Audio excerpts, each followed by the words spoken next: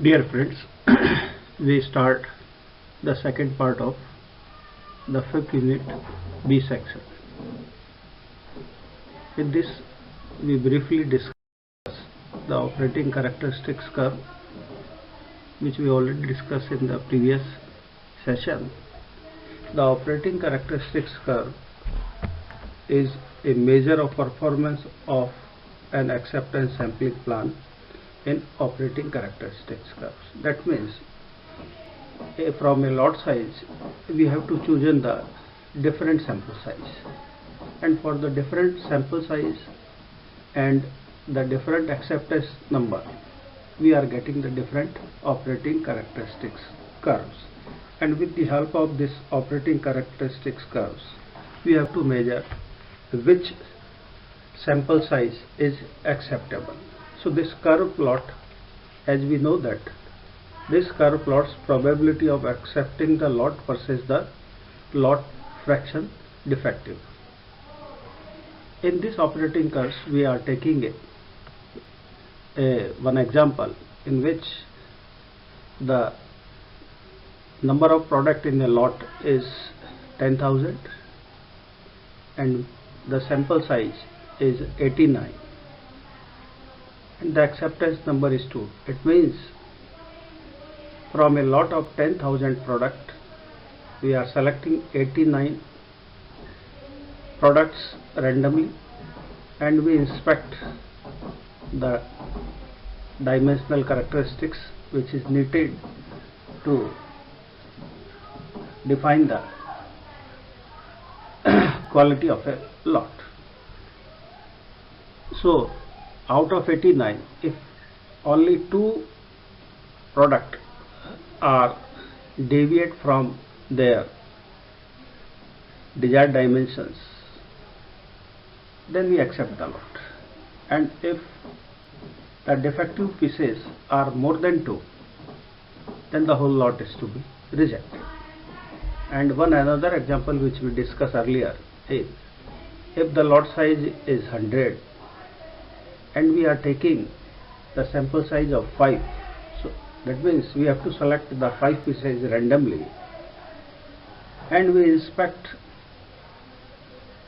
the dimensional characteristics, and out of 5 up to 2 defective parts the whole lot is to be accepted, and out of 5 if the defective piece are more than 2 then the whole lot is to be rejected. So all these things we discuss in the previous session. So this is the operating characteristics curves between the probability of acceptance and the proportion of the defective. Here there are 2 regions. One region in the left side of AQL is acceptable quality regions, and in between these 2 vertical lines it is indifferent quality regions, and from in the right of LTPD it is the objectionable quality regions.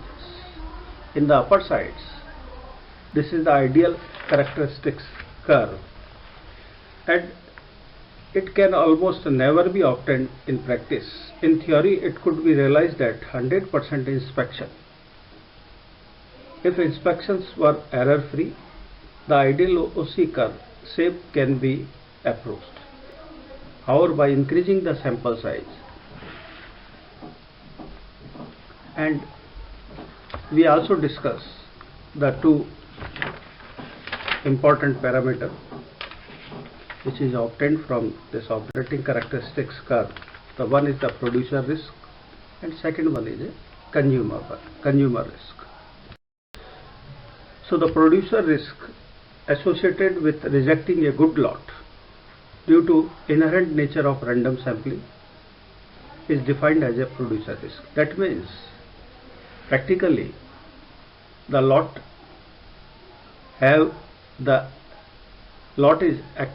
is good, but because of the random sampling we are taking the sample from a lot. Sometimes when we inspect the lot sample, the number of defectives beyond the acceptable limits. So the notion of the quality level of lots that defines the acceptable level or a good product will influenced by the needs of customer of acceptable quality limit is the terminology used to define the level of quality. Next we discuss the consumer risk. It is the inverse of the previous situation. In such situations, sometimes a bad lot is accepted by a customer. So the risk associated with accepting a poor lot due to the inherent nature of random sampling is defined as a consumer risk. That means in producer risk, good lot is to be rejected, whereas in a consumer risk, a bad lot is accepted. So further norms of customer requirements will govern the definition of a poor lot for limiting quality level or the rejection quality level. Is terminology used to define this level of unacceptable quality, and an alternative terminology when the quality level is expressed in percentage non-conformance is LTPD. LTPD means the lot tolerance percent defective. LTPD. LTPD means we already discussed the lot tolerance percent defective. So it is also called LTPD as lot tolerance percent defective. It represents the proportion of the defective which the consumer finds definitely unacceptable. As it is an unacceptable quality level, probability of acceptance for an RQL is very low.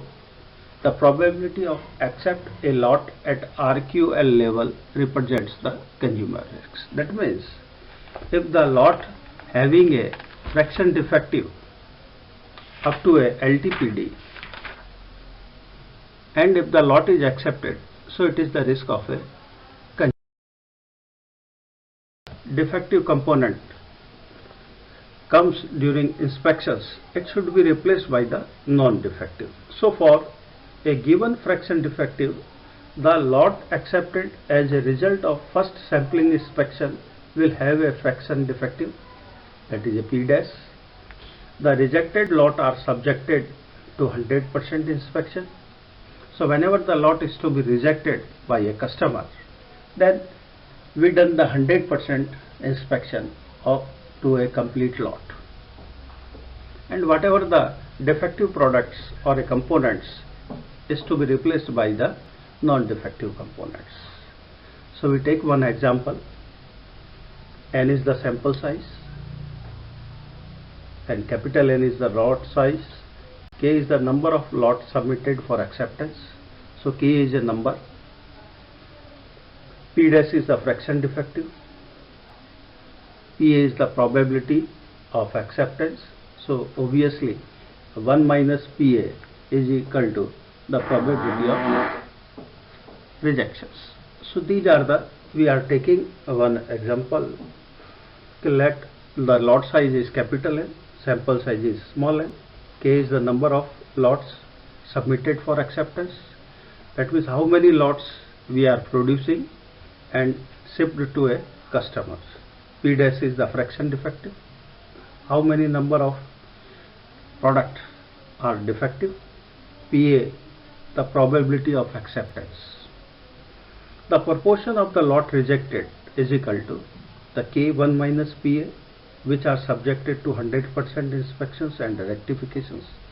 That means the lot which will be rejected by a customer, that can be inspected 100% and do the rectifications. So the number of defects originally present in K lot is K capital N P dash. So the number of defective in the outgoing lots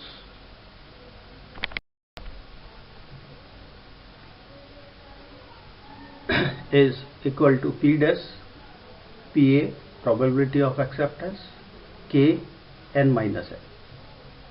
Total number of defective from these equations. इसलिए the average outgoing quality is calculated by this relations. So if lot sample size are very small, that means the sample size n is a very small, then average outgoing quality is equal to the probability of acceptance multiplied by the fraction defective. So the calculation of average outgoing quality gives the expected quality in lot. So we see the graph for average outgoing quality for acceptance rectification plans. In the vertical sides we are taking the average outgoing quality, the AOQ is equal to 100 P dash PA, and in the X side or the horizontal sides we are taking the percent defective. So in this figure the average outgoing quality level is to be seen at 0.0155. That is, no matter how bad the fraction defective is in the incoming lot, the outgoing quality will never have a worse quantity on the average than 1.55% defect.